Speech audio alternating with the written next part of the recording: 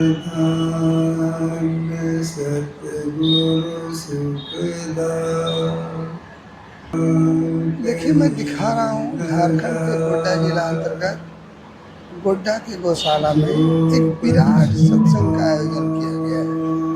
मैं विमल न्यूज के साथ, देखिए कि जहाँ तक आपकी नज़र जा रही है, भक्तों की उमड़ती हुई इस जेठ की तपती हुई दोपहरिया में भी लोगों ने आकर के इस सत्संग का रसास्वादन करने का प्रयास किया है।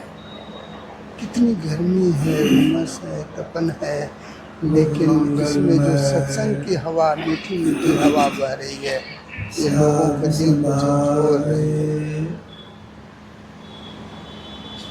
धर्म प्रेमी सज्जनों, माता दूध की भाग में पूज्य गुरुदेव 50 संतों की वाणियों का संग्रह किए हैं।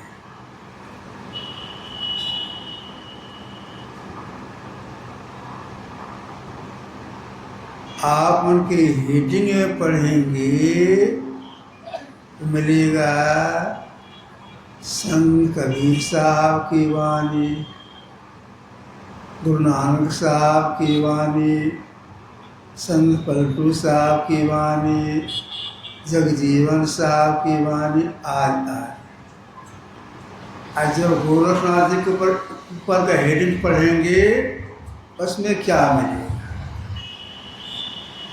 महाजोगी गोरखनाथ जी महाराज की वाणी। महाजोगी तो महाजोगी ये कैसे हो गए?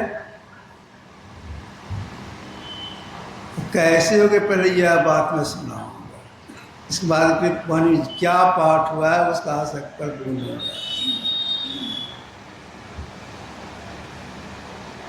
प्राय सभी लोग जानते हैं गोरखनाथ जी के गुरु जी का नाम था मत्स्येंद्रनाथ जी महाराज। भीख मांग के खाते थे और ध्यानाभ्यास करते थे। गुरु शिष्य कहीं जा रहे थे, चलते चलते शाम हो गई तो गांव के बाहर में दोनों ठहर गए। पानी की व्यवस्था थी, पैर हाथ धोए, कुलाचमन किए, संध्योपासना किए और दोनों दिन भर के थके मांदे थे, दोनों सो गए। जब कुछ रात बीती तो मत्स्येंद्रनाथ जी महाराज जो अधिक उम्र के हो गए थे, उनकी नींद टूट गई तो खांसने लग गए। उन खांसी की आवाज सुन करके गोरखनाथ ये भी जग गए। मत्स्येंद्रनाथ जी कुछ खाया नहीं, संध्योपासना किए और भूखे सो गए। हमको भूख लगी है, जाओ कहीं से मांग करके लाओ, खाएंगे तो फिर सोएंगे। गोरखनाथ सोचने लग गए, इतनी रात हो गई है, अंधेरी रात है, किधर जाएंगे मांगने के लिए? इतने में संजोग क्या लग गया, कुछ कुत्ता भूखा, समझ गए इधर बस्ती है, उधर चल दिए। चलने में रास्ते में कुछ सूझने लगता है, आधी रात में भी सूझने लगता है। बस्ती में गए, सभी लोग सोए हुए हैं, कुछ गली में जा रहे हैं। संजोग से एक आदमी के यहाँ उस दिन भोज था, कोई फंक्शन था, तो लोग खिलाने पिलाने में विलम्ब हो गया था। लोग खा पी के चले गए थे। एक माई एक आदमी से जूठन साफ करवा रही थी, लाइट के प्रकाश में जूठन साफ करवा रही थी। तब तक में गोरखनाथ वहाँ पहुँच गए। टेर लगाते हैं, भिक्षांग दी, तो हमको भीख दीजिए। तो माई देखती है कोई साधु बाबा है, बेचारे विलम्ब से आए हैं, अच्छा है जरा जूठन साफ होने दो। तो गोरखनाथ जी खड़े रहे। जब जूठन साफ हो गया तब माई घर जाती है। भोज जितना सामान बना था, भात दाल सब्जी दही बड़ा जो बना था, पूरा एक आदमी खा सके पेट भर जाए उतना लेके आती है। लो बाबा, पूरा सामान को दे दिए। फिर लेके आ गए, अपने गुरुजी के सामने रखे, गुरुदेव भोजन किया जाए। गुरुजी बैठ गए। जब भोजन करने लग गए तो पहले दही बड़ा ही खाए, तो खाने में अच्छा लगा। इसके बाद भात और खाने लगे, कुछ फीका पड़ गया। कहा गोरख, अरे जो गोल को लाया था खाने बड़ा अच्छा लगा, पीछे खाते तो बड़ा अच्छा होता। और हम धीरे धीरे खा रहे हैं, जा एक ठो और मांग के लाओ।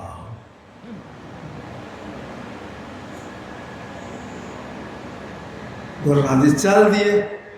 उधर उनके गुरु जी धीरे धीरे भोजन कर रहे हैं। आएगा दही बड़ा लेकर के पीछे खाएंगे।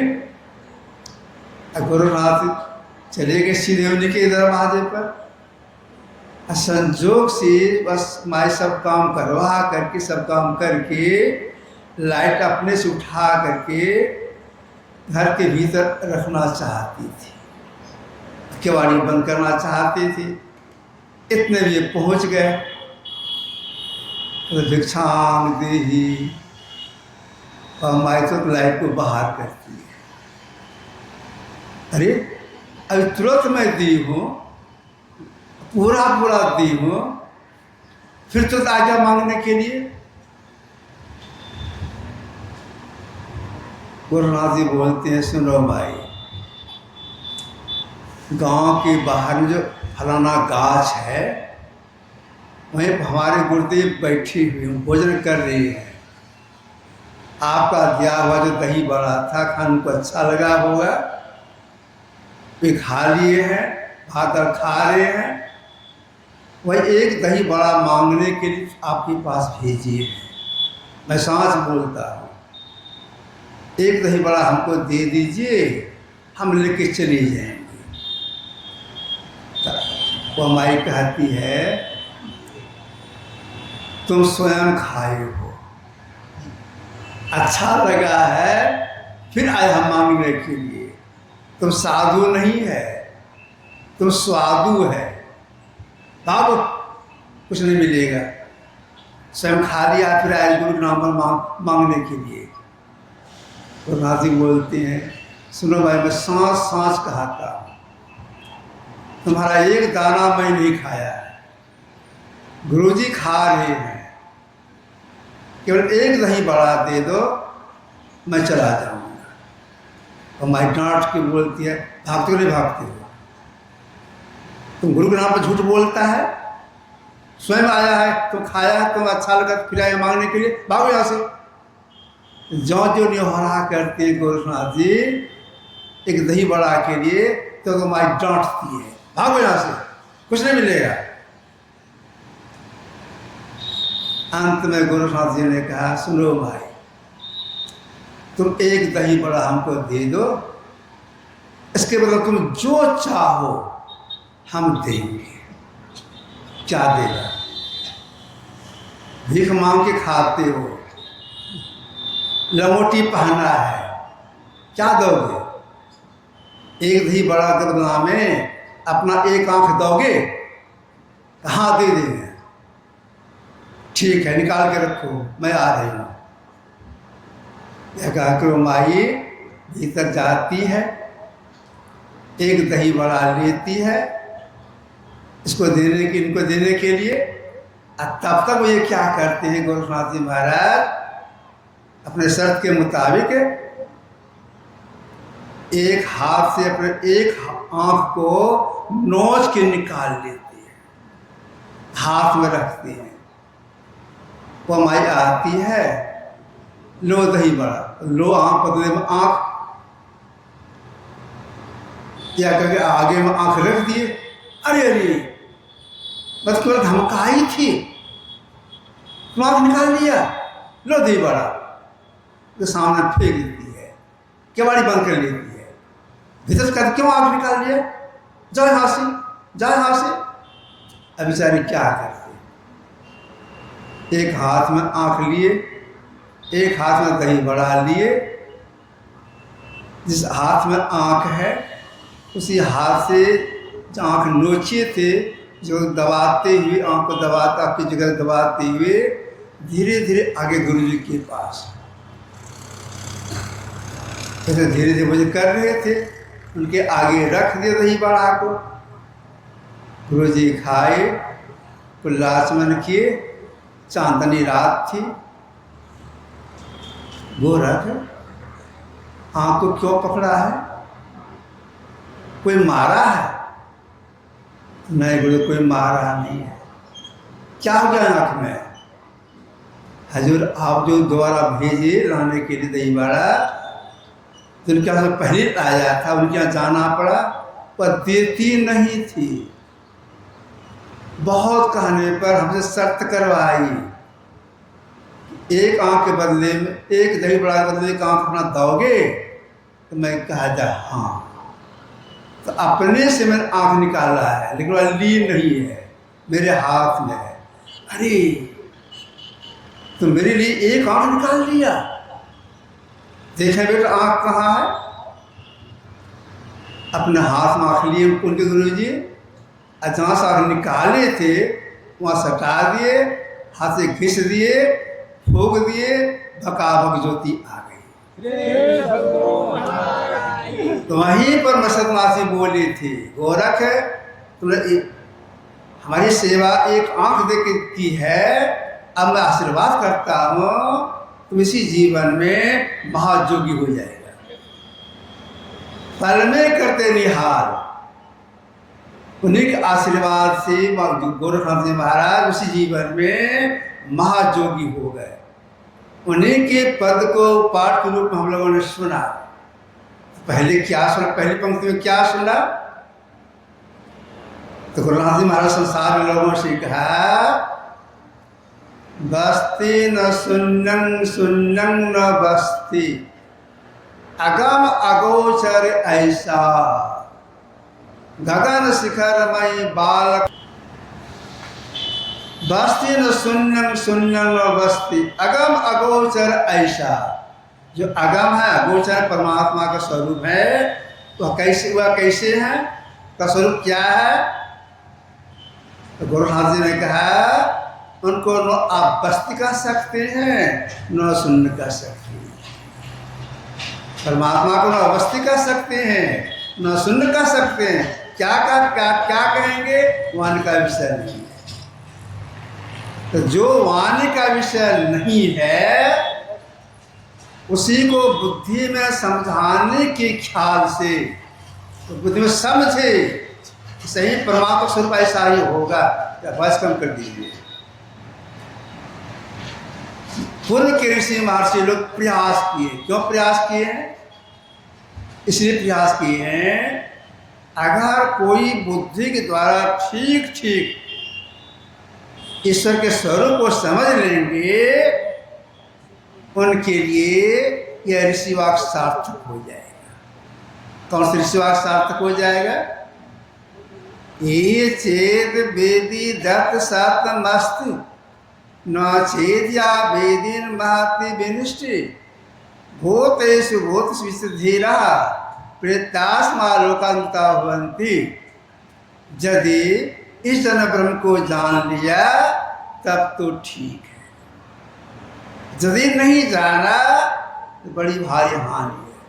हाँ, जानने से मतलब केवल बुद्धि में जान लेना। अगर कोई बुद्धि में जान ले तो सही परमात्मा सुख ऐसा ही होगा, उसको मनुष्य नहीं मिलता है, यही ठीक है।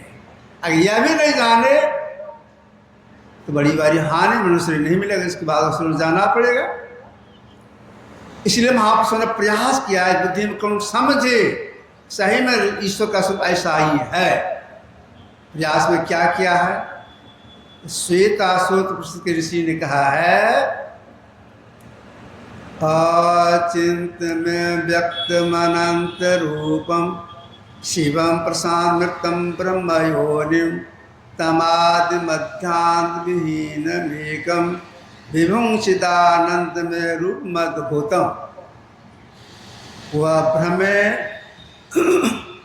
अचिंत्य रूप है, अनंत रूप है, कल्याण रूप है, शांत स्वरूप है, अमृत है, माया का भी कारण है, आदि मध्य और अंत से हीन है, विभु है, एक है, और अंत में कहा अद्भुत है।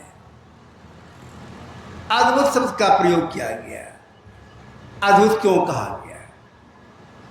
इसलिए कहा अति सूक्ष्म परमात्मा है, अति सूक्ष्म, इसलिए अद्भुत कहा है। कितने अत्यंत सूक्ष्म सूक्ष्म है। हम लोग शरीर के भीतर में 4 अंतःकरण है, मन, बुद्धि, चित्त, अहंकार। ये चारों सूक्ष्म जड़ है। जड़ सूक्ष्म जड़ है तो मन संकल्प विकल्प कैसे करता है? बुद्धि निर्णय कैसे लेती है? चित्त स्पंदन कैसे करता है? अहंकार में पर को बोध कैसे करता है? किसी की शक्ति से। किसकी शक्ति से ये 4 इंद्रियां काम करती है? चेतन की शक्ति से। जिस चेतन की शक्ति से ये 4 इंद्रियां काम करती है, संकल्प करती है, उस चेतन में भी व्यापक होकर जो अपना बाहर रखे हैं, यह है ब्रह्म का स्वरूप। कितने बारीक है। इसलिए कवि साहब ने कहा, स्वरूप अखंडित व्यापी चैतन्य चैतन, चेतन को चेतना प्रदान करने वाले परमात्मा है। तो जो ऐसे उसी के लिए गोरखनाथ महाराज कर रहे हैं कि बस्ती न शून्य शून्य बस्ती अगम अगोचर, ऐसा परमात्मा स्वरूप है। बस्ती कर सकते हैं, शून्य कर सकते हैं। अब इसी बात को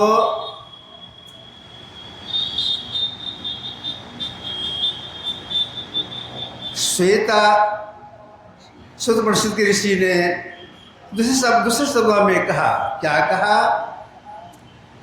एको देव है सर्वभूतेषु, गुण है सर्वव्यापी सर्वभूतांतरात्मा, कर्माध्यक्ष सर्वभूतादिवास, साक्षी चेता केवल निर्गुणश्च। एक ही चेतन देव संपूर्ण भूतों में छिपा हुआ है, सर्वव्यापक है, संपूर्ण भूतों का अंतरात्मा है, कर्मों का अधिक्षण ज्ञाता है, साक्षी है, चेतन है, देह से रहित है, निर्गुण आदि। एक ही चेतन देव संपूर्ण भूतों में छिपा हुआ है। ऐसा नहीं समझना चाहिए कि जिस संसार जितने भूत हैं सब में घुसे हुए सबसे बाहर है, यह नहीं। पंचभूत आत्मा, पंचभूत आत्मा किसको कहेंगे? मिट्टी, पानी, अग्नि, हवा और आकाश को पंचभूत आत्मा कहा गया है। तो परमात्मा इन पंचभूतात्मा में, मिट्टी में, पानी में, अग्नि में, हवा में और आकाश में भी सघनता से व्यापक होकर के अपना मंडल बाहर रखी है। ऐसा नहीं समझना चाहिए कहीं कम कहीं बेसी, ऐसी बात नहीं।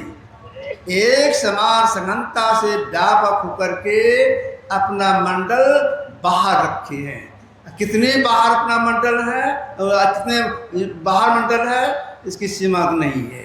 इसलिए उनके लिए कहा गया है निरुपम न उपमा, आन राम समान राम निगम के कोई पानी कितने बाहर हैं। जो ऐसे परमात्मा है उनको कोई भी व्यक्ति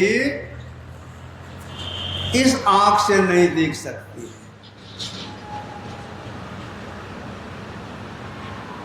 स्वप्न में नहीं देख सकते हैं, मानस दृष्टि नहीं देख सकते हैं, यहां तक दिव्य दृष्टि नहीं देख सकते हैं। क्या परमात्मा कोई आकार प्रकार नहीं है? दिव्य से आकार प्रकार देखने में आता है। गुरुदेव संत बन गए तब इन्होंने गद्य में लिखा है, पद्य में लिखा है जिसका नहीं रंग नहीं रूप रेखा, जिसे दिव्य दृष्टि हो से नहीं कोई देखा, इसलिए नहीं देख सकते हैं उसको। तो जो ऐसे परमात्मा जो दृश्य नहीं देख सकती हैं, वे सबसे पहले की हैं, उसके पहले कुछ नहीं। प्रथम एक सो आपे आप, सबसे पहले की परमात्मा है। जो पहले का पदार्थ होता है उसके बाद जो चीजें होती है, तो पहले के पदार्थ का अपेक्षा पीछे वाला स्वाभाविक स्थूल होता है, और स्थूल में उसको व्यापक होकर के अपना मंडल बाहर रखता है। इसी वक्त समझाने के ख्याल से तुलसीदास जी महाराज ने लिखा है कि प्रकृति पार प्रभु सब उर्वासी, ब्रह्म निरी विरज विनाशी, व्यापक व्याप अखंड अनंता, अखिल अमरशक्ति भगवंता आदि। प्रकृति पार, तो परमात्मा कैसे हैं? प्रकृति पार और सर्ववासी। प्रकृति दो है, जड़ प्रकृति और चर प्रकृति। परमात्मा दोनों प्रथम व्यापक होकर के दोनों से बाहर हैं। कितने बाहर से कोई सीमा नहीं है। क्यों? चेतन और जड़ के सब मंडल शांत, सीमा वाला, स्थूल शांत, सूक्ष्म शांत, कारण शांत, महाकारण शांत, प्राकृति वह भी शांत, सारे शांतों पार में अंत है, वह एक ही एक है। जो ऐसे परमात्मा है, इनको समझाने के ख्याल है। एक ही आकाश है जिसके अंदर में पृथ्वी है, सूर्य है, चंद्रमा है, तारे हैं, सारा संसार एक आकाश है। लेकिन ऐसी बात नहीं है। पंजाब में कुछ कोटि के महापुरुष हो गए, गुरु नानक साहब, इन्होंने कहा है लख लख आकाशा लख लख पाताला। तो सृष्टि बड़ी विचित्र सृष्टि है। लाख लाख आकाश, सभी आकाशों को अवकाश देने वाले परमात्मा है। मतलब सभी आकाशों में परमात्मा घुस करके अपना मंडल बाहर रखे हैं। ऐसे कोई वस्तु नहीं इसमें वे नहीं हो, सब में है। ऐसा कोई वस्तु जो परमात्मा में नहीं हो, सब ओतप्रोत हैं। इसी वक्त समझाने के लिए पुरुष जी ने इस तरह समझाया है, ब्रह्मे वेदमृतम पुरस्ताद ब्रह्म पश्चात ब्रह्म दक्षिण चोत्तरेण अधश्चोर्धम प्रसितम भी है। देखेंगे तो हमें जीव देखेंगे तो हमको देखते क्यों नहीं, हम उन्हें मिलते क्यों नहीं है? तो देखिए क्यों नहीं देखते, इसके लिए क्या करना होगा? हम उस परमात्मा को देख लें, उसको मिल जाएंगे।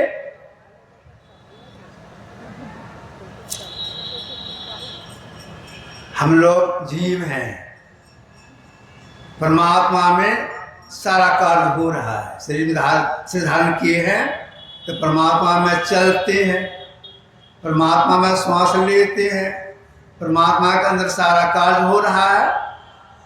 इसी तरह से हम आप देखे हैं मछली पानी में रहती है,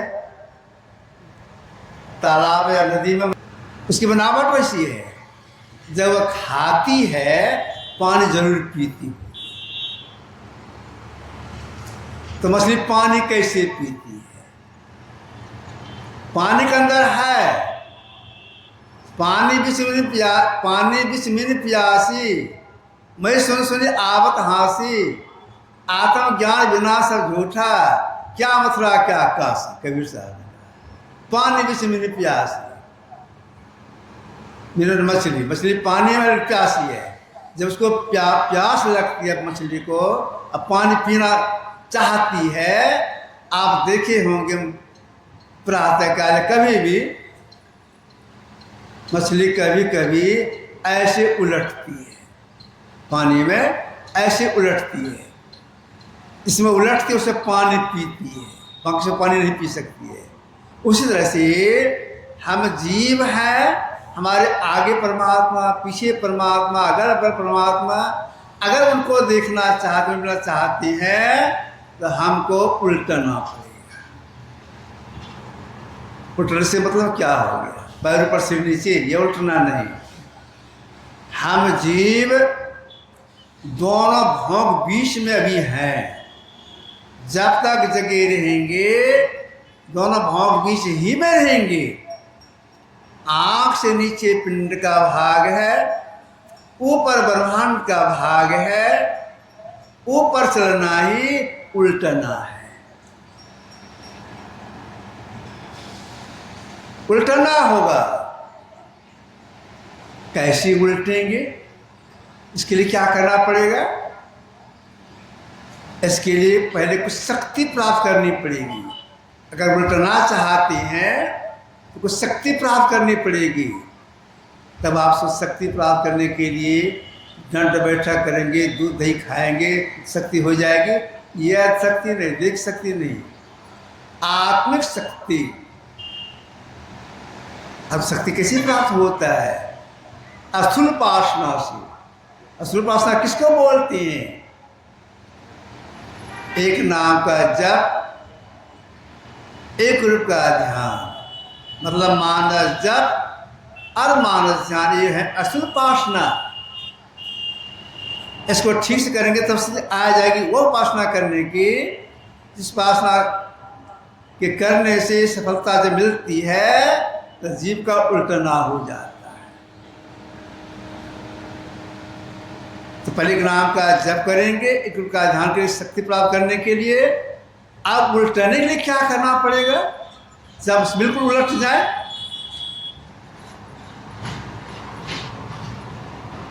ये जो हम लोग दो आंखें हैं, दोनों आंखों से दृष्टि की धार निकल रही है, असमांतर रेखा निकल रही है। अगर एक कर लेंगे, सटा लेंगे, जोड़ लेंगे तो उलट जाएंगे। अब ये करेंगे, क्या करना पड़ेगा? अपने से होगा? अपने से नहीं होगा। क्यों नहीं होगा? इसलिए उल्टने में ये जो 10 दिशाएं हैं, पूरब, पश्चिम, उत्तर, दक्षिण, इसके चारों कोने, ऊपर और नीचे, ये 10 हो गए। 10 दिशा में एक दिशा भी नहीं रही। तब जो देखेंगे तब उल्टेंगे। आँख खोल के देखते हैं, कोई दिशा सामने में, आँख बंद कर लेते हैं, पूरब, पश्चिम, उत्तर, दक्षिण, 4, इसके चारों कोने ज्ञान नहीं रहता है, लेकिन ऊपर नीचे ज्ञान रह जाता है, मतलब 2 दिशा रह गई। आंख बंद करने पर दो दिशा रह गई। भगवान से कहा था दिशा चाना लो क्यों, सामने देखते सामने देखते देखो। अब दो दिशा नहीं रहे, अब क्या करेंगे, आप खोल लेंगे, इससे नहीं होगा, इसमें दिशा रह जाएगी। अंधे होने पर भी दिशा ज्ञान रहता है। 10 दिशा में एक दिशा नहीं रहे, यही भेद सीखने के लिए किन्हीं महापुरुष शरण जाना पड़ता है। यही भेद सीखने के लिए गदाधर जी को तोतापुर जाना पड़ा था। सीखे किए, साधना के संत बन गए, तब उन्हीं का नाम पड़ा रामकृपाल जी महाराज। यही भेद सीखने के लिए गुरुदेव को भी बाबा साहब के शिष्य राजेंद्र बाबू जो मायागंज मोहल्ले में उनके शरण जाना पड़ा था, सीखे थे। जब सीखने गुरु के पास जाना होता है, वे बताते हैं कि अंधकार में यहाँ देखिए, ऐसे देखिए, इतनी दूरी पर देखिए, सिमट निगाह से देखिए, टक लगा के देखिए, सीख लिए। अगर समय नहीं दे पाए तब सफलता नहीं मिलेगी, समय लगाना पड़ेगा। जितने बड़े महापुरुष हो गए, सबका यही कहना है, अगर इस काम में सफलता प्राप्त करना चाहते हैं, सब ये करना चाहते हैं, उल्टना होता है तो समय लगाना होगा। अगर समय लगा इस काम में सफलता नहीं मिल सकती है,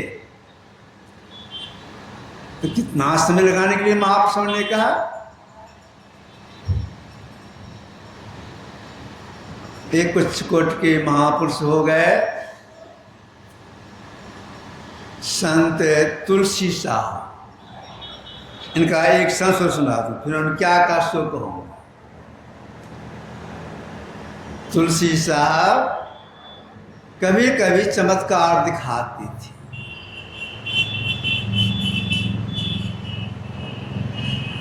एक बार तुलसी साहब घूमते घामते चले गए काशीराज के दरबार में। काशीराज सपरिवार प्रणाम किए।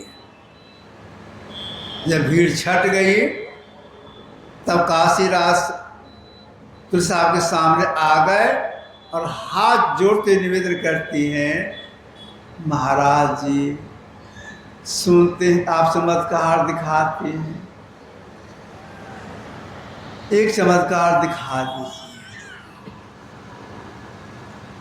तुलसी साहब बोले आप चमत्कार देखना चाहते हैं तो हाँ,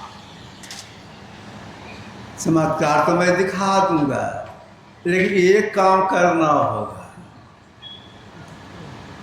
बोल कहा जाए कौन सा काम कर दे आपका?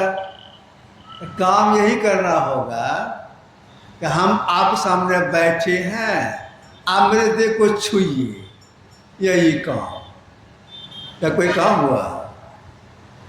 सदगरी भाषा है, मेरे देह को छूइए। तो काशीराज क्या किए, सबसे पहले उनके छाती को ऐसे छुए, छूने में आया। उनके कुल्हा को ऐसे छुए, छूने में आया। इस कुल्हा को छुए, छूने में आया। माथा को ऐसे छुए, छूने में आया। तो क्या करने लगे काशीराज, अपने दाहिने हाथ को उनके गले पर ऐसे चलाने लगे। हाथ आर पर हो जाता था, सटता ही नहीं। तो साहब ने कहा यही मेरा चमत्कार है कि मैं आप सामने बैठा हूँ, आप मेरे को छू नहीं सकती है, यही मेरा चमत्कार है। ऐसे चमत्कारी महापुरुष तुलसी साहब थे। इन्होंने कहा तुलसी देख निज नैना पल पल पहरो आठ, यही भी सैल करिश्वास रोज 360 दिन सालों भर पल पल देखते रहिए। जहाँ देखने को बता दिया गया है, जहाँ गुरु बता देते हैं देखने के लिए, वहाँ देखते रहिए। तो देखते देखते साथ सटेगी उलट जाएंगे। जितने जो कोशिश अपने को ही काम करना पड़ा है। अध्यक्ष मिला के देखिए, कहाँ देखिए, जरूर बता दें, देखिए ठीक वहीं देखिए। तुलसी साहब के हिंदू मुस्लिम दोनों शिष्य थे, समय पर दोनों को उपदेश करते थे। इधर तुलसी साहब मौज में आकर के एक शिष्य का नाम तकी से बोले थे, ऐ तकी तकते रहो, अगर तुम उल्टना चाहते हो, प्रकाश को देखना चाहते हो, मृत सुनना चाहते हो, इसी के संकेत में कहा था, ऐ तकी तकते रहो, मुर्शद ने ऐ पंजा दिया, बेहोश मत छोड़ियो, गर चाहे जलवा पिया, होगा अफजल दरगाह तक, खोप खतर की जा नहीं, सीधे चला जाना वहाँ, उसने फतवा दिया। कबीर साहब ने कहा है, वह समय लगाइए तब सफलता मिलेगी। कबीर साहब ने क्या कहा? इन्होंने कहा, 8 पहर सन्मुख लड़ाए, सोई बांधे बाना हो, जीत सला भाव सागर, सोई सूरा मर्दाना। 8 पहर मतलब 4 पहर का दिन, 4 पहर का रात। 8 सन्मुख सामने देखिए, देखते रहिए, देखते जैसे आपने आप टकराएगी, एक हो जाएगी, उलट जाएंगे। उलट देखो घट में ज्योति प्रसाद, जैसे उलटेंगे परिणाम क्या हो जाएगा इसका? जैसे उलटना होगा, अपने अंदर में प्रकाश को देखेंगे, और जिनकी अवस्था क्या हो जाएगी? तो प्रकाश को देखेंगे, प्रणाम सुनेंगे, तो जीव की अवस्था क्या हो जाएगी? जिसकी अवस्था यह हो जाएगी, उस जीव की दृष्टि खुल जाएगी, पूर्ण रूप में दृष्टि खुल जाएगी।